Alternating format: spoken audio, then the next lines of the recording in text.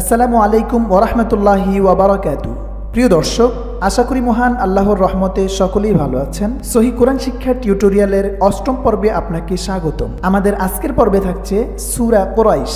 আগের পর্বগুলো মিস করে থাকলে ডিসক্রিপশন বক্সে লিংক দেওয়া থাকবে, দেখে নেবেন, তাহলে কায়দা কানুনগুলো বুঝতে সহজ হবে। চলুন শুরু করি। বিসমিল্লাহির রহমানির রহিম। লি ই জেরের বাম পাশে জজমওয়ালা ইয়া আছে, এক আলিফ টানতে হবে। লা খাড়া জবর আছে, এক আলিফ টানতে হবে, কারণ আমরা জানি খাড়া জবর খাড়া জের উল্টা পেশ হলে এক আলিফ টেনে পড়তে হয়।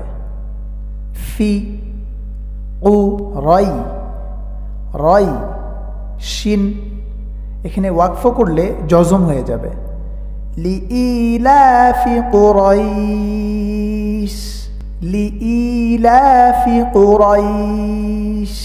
ই খাড়া জের আছে, এক আলিফ টানতে হবে। লা খাড়া জবর আছে, এক আলিফ টানতে হবে। ইলাফি হিম। প্রিয় দর্শক, এখানে আমরা একটা কায়দা শিখেছি, যেটা হলো মিম সাকিনের পরে বা মিম ব্যতীত অন্য যে কোনো হরফ আসুক সেখানে গুণনা করা যাবে না। দেখুন, মিম সাকিনের পরে বা মিম ব্যতীত অন্য ২৭টি হরফ যদি আসে তাহলে মিম সাকিনকে গুণনা ছাড়া পড়তে হবে। অর্থাৎ আমরা দেখতে পাচ্ছি এখানে মিম সাকিন আছে, মিম সাকিনের পরে বা মিম ব্যতীত অন্য হরফ র আছে, সুতরাং হিম এখানে গুণনা করা যাবে না। যদি এখানে বা মিম থাকতো, মিম সাকিনের পরে বা মিম থাকতো, তাহলে অবশ্যই আমরা গুণনা করে পড়তাম। এখন উচ্চারণটা হবে এমন, হিম রেহ, মানে পড়তে যতটুকু সময় লাগে।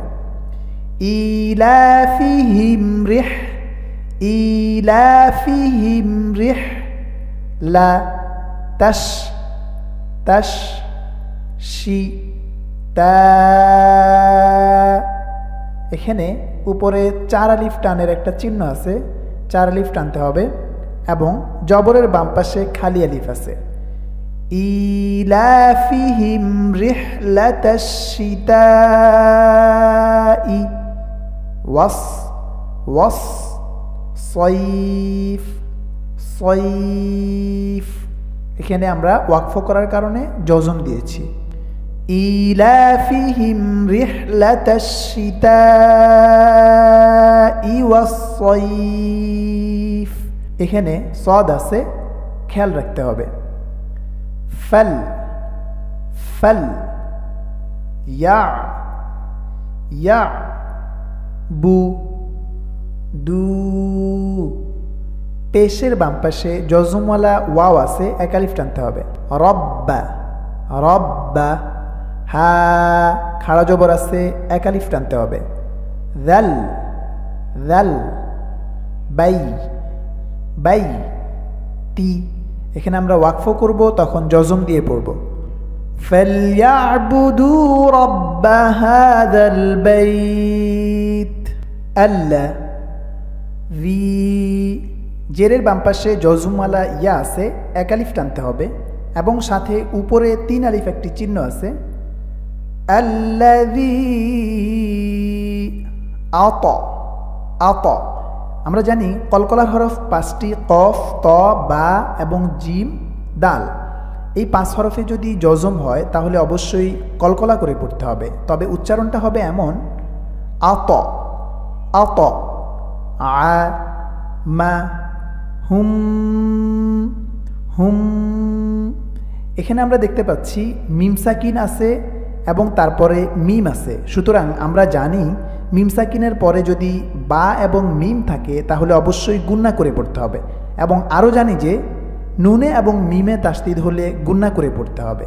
তাহলে উচ্চারণটা হবে শুরু থেকে এমন, আল্লাযী আত'আমাহুম মিন মিন। প্রিয় দর্শক, আমরা আরও জানি যে নুন সাকিন বা তানভিনের পরে যদি ইখফার হরফ আসে তাহলে অবশ্যই গুণনা করে পড়তে হবে। যেমন আমরা এখানে দেখতে পাচ্ছি, ইখফা অর্থ গোপন করে পড়া। নুন সাকিন বা তানভিনের পরে ইখফার কোনো একটি হরফ যদি আসে তাহলে নুন সাকিন বা তানভিনকে গুণনা করে পড়তে হবে। আমরা দেখতে পাচ্ছি নুন সাকিনের পরে জিম আছে, জিম হলো ইখফার হরফ।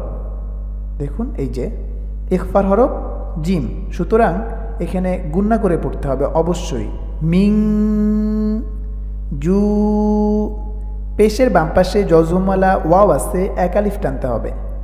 আইন, এখানে যদি আমরা এই ওয়াকফের কারণে যদি থামি তাহলে উচ্চারণটা এমন হবে আল্লাযী আত'আমাহুম মিন জু'। আর যদি মিলিয়ে পড়ি তাহলে উচ্চারণটা এমন হবে আল্লাযী আত'আমাহুম মিন জু'ইন ওয়া আমানাহুম। ওয়া আ, খাড়া জবর আছে, এক আলিফ টানতে হবে। মা না হুম, হুম হুম। এখানে যেই কায়দাটি হয়েছে, এই যে এখানে যেই কায়দাটি হয়েছে, অনুরূপভাবে এখানে একই কায়দা। মিম সাকিনের পরে মিম আছে, এই জন্য গুণনা করে পড়তে হবে, এবং মিম এবং নুনে যদি তাসদীদ থাকে তাহলে গুণনা করে পড়তে হয়, এটাও আমরা জানি। ওয়া আমানাহুম মিন খাউফ, মিন খাউফ। প্রিয় দর্শক, আমরা এই মিনে গুণনা করেছি, কিন্তু এই মিনে আমরা গুণনা করতে পারছি না। তার কারণ হলো আমরা জানি নুন সাকিন বা তানবিনের পরে যদি ইখফার হরফ থাকে তাহলে গুণনা করে পড়তে হয়, কিন্তু আমাদের ইখফার হরফ যে 15টি আছে সেখানে খ নেই। সুতরাং এই যে এখানে যে 15টি ইখফার হরফ আছে এখানে খ হরফটি নেই, সুতরাং আমরা এখানে গুণনা করব না। ওয়া আমানাহুম মিন খাউফ আল্লাযী আত'আমাহুম মিন জু'ইন ওয়া আমানাহুম মিন খাউফ। প্রিয় দর্শক, শুরু থেকে প্রতিটি পর্ব মনোযোগ সহকারে দেখতে থাকুন। আশা করি আপনার আগের চেয়ে অনেকটা সহি শুদ্ধ করে কোরআন তেলাওয়াত করতে পারবেন। আল্লাহ তাআলা আমাদের সকলকে সহি কোরআন তেলাওয়াত করার এবং শিক্ষা করার তৌফিক দান করুক, আমিন। আসসালামু আলাইকুম ওয়া রাহমাতুল্লাহি ওয়া বারাকাতুহু।